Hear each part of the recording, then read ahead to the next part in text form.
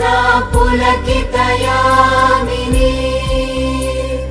पुल्लकुसुमित द्रुमदल शोभिनी सुहासिनी सुमधुर भाषिणी सुखदां वरदां मातरं वन्दे मातरम् वन्दे मातरम्।